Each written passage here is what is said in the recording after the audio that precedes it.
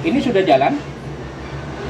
Ini kompresornya sudah jalan. Di sini 1 ampere, 0,9 sudah. Sekarang sudah normal lagi. Assalamualaikum warahmatullahi wabarakatuh.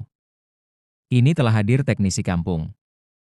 Teknisi yang selalu siap dipanggil ke rumah Anda dan semoga tetap amanah dan banyak membantu orang banyak. Assalamualaikum warahmatullahi wabarakatuh. Jumpa lagi dengan teknisi kampung. Kali ini kita dapat panggilan ke daerah perkotaan ini. Lagi dapat panggilan servis kulkas 2 pintu.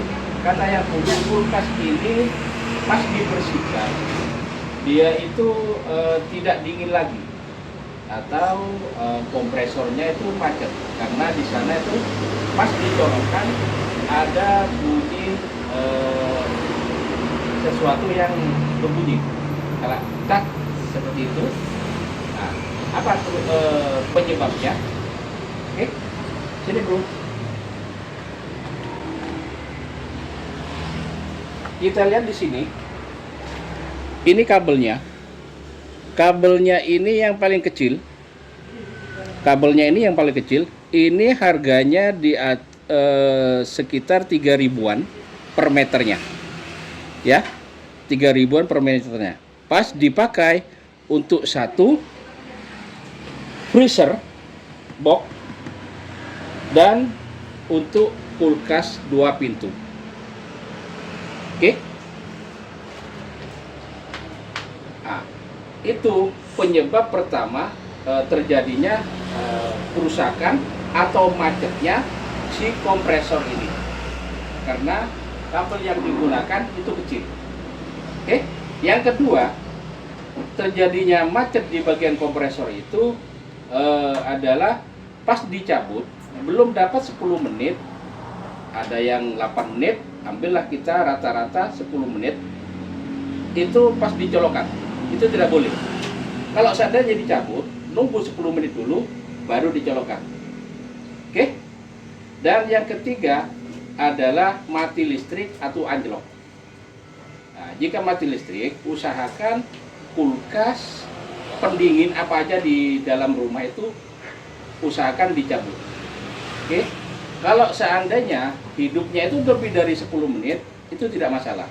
Yang jadi masalah kurang dari 10 menit. Nah, itu yang jadi masalah. Oke? Sekarang kita cek sama-sama apakah kerusakan atau trouble yang terjadi pada kulkas 2 pintu mereknya ini SAP.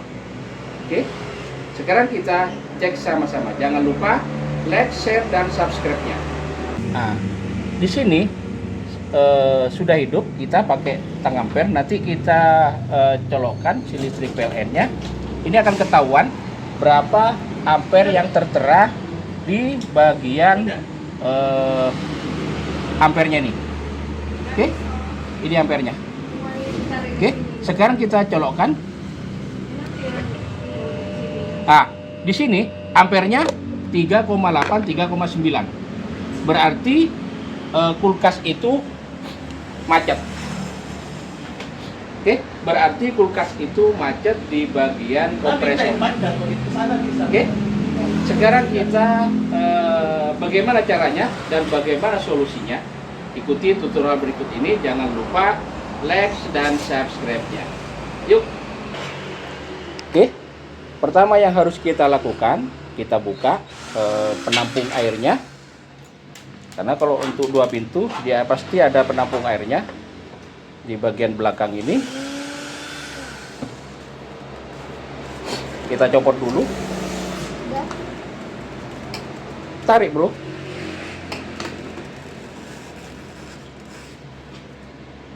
Banyak bro. Taruh di penampungnya bro. Ya, di situ dah.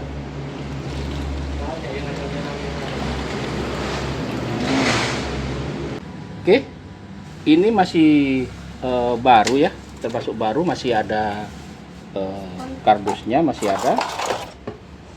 Ini berapa bulan mas? Ya itu. Tiga, yuk. Oke, sekarang kita buka dulu. Pastikan colokannya itu tercabut. Kita buka dulu bagian ini dia.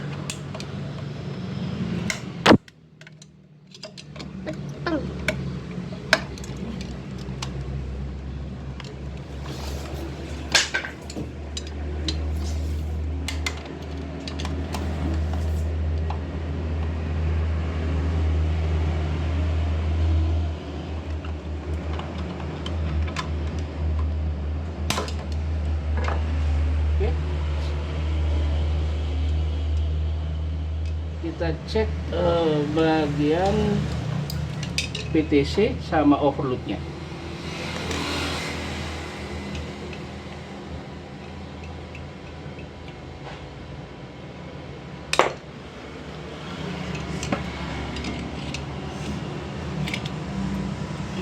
Nah, ini dia bagian PTC sama overloadnya. Oke, sekarang kita sediakan alat ini. Ini alat yang bikin kita sendiri. Ya, ini alat kejut namanya, kejut jantung ya. Oke, di sini kita punya colokan on off seperti ini. Terus plus minnya satu kita kasih soket biar masuk nanti ke kompresornya itu. Yang satunya kita buat cabang. Oke, caranya. Nah, yang kedua, kita sediakan kapasitor 150 mikro, 150 volt untuk tekanan tinggi ini kita sediakan. Nanti untuk yang satu cabang kayak gini, ini kita taruh di bagian atas sendiri atau bagian bawah sendiri. Oke, kita colokkan. Yang satu cabang lagi, yang dua, yang cabang dua ini satu untuk satu, yang satunya kita kasih cabang dua. Ini untuk runningnya dan startingnya. Oke, untuk running dan startingnya nanti dihubungkan dengan kapasitor. Oke, nah sedangkan untuk kapasitor satu ini untuk yang starting. Kapasitor satunya ini untuk starting, yang satunya kita sambungkan ke bagian runningnya tadi. Itu untuk mengejutkan saja, ya, untuk mengejutkan saja.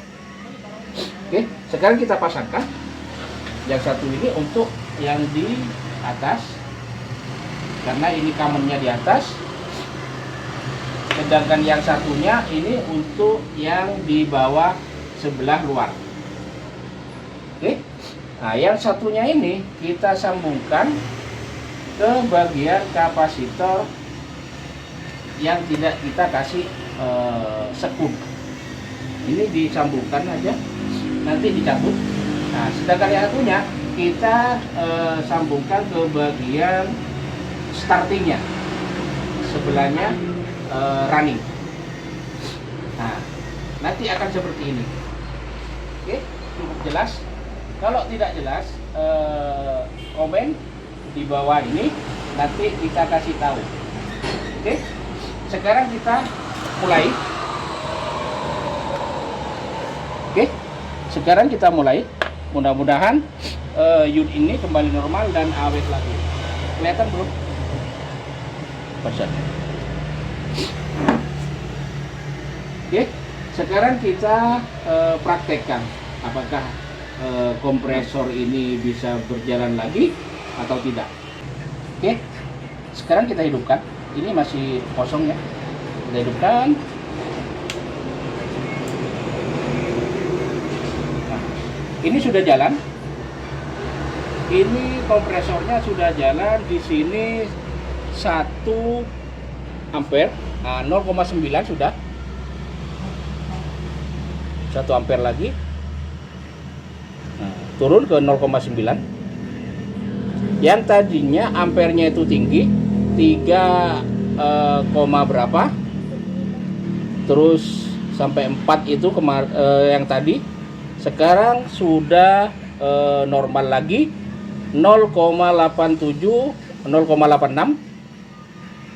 Nanti kita cek eh, apakah ini sudah normal kembali. Kita cek nanti di daerah pinggir-pinggir atau bagian belakang ini. Oke, nanti kita tunggu. Seandainya kulkas itu sudah normal, biasanya bagian pinggirnya ini, pinggir-pinggir atau bagian belakang di sini, dia itu akan panas. Kalau tidak panas, berarti di dalam itu tidak mengalami pendinginan, tidak ada dingin sekali. Oke, itu salah satu ciri kalau kulkas itu normal. Pasti bagian pinggir ini, bagian pinggir kita raba seperti ini, atau bagian belakang kita raba seperti itu, dia itu pasti panas. Kalau panas berarti di dalam itu ada pendinginan. Oke, kita tunggu sebentar lagi.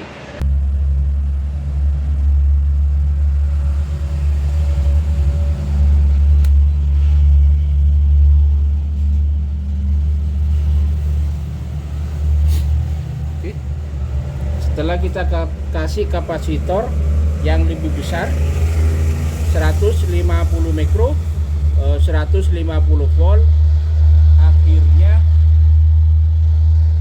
jalan lagi dia. Oke, sudah kembali normal lagi. Mudah-mudahan unit ini kembali normal dan awet lagi. Oke, normal. Kipasnya hidup. Kita tunggu beberapa saat. Oke, mudah-mudahan unit ini kembali normal dan awet lagi. Jangan lupa like, share, dan subscribe-nya. Untuk yang kurang jelas mengenai perkabelan tadi atau bagaimana caranya mengakali kompresor yang startingnya itu sudah bermasalah. Oke, bagaimana caranya mengakalinya? Itu pakai kapasitor yang lebih besar. Di sini kita pakai yang 150 mikro dan 150 volt, baru dia mau ngangkat si kompresornya. Oke, mudah-mudahan tutorial ini bermanfaat bagi orang banyak, dan jangan lupa share dan subscribe. Oke, terima kasih.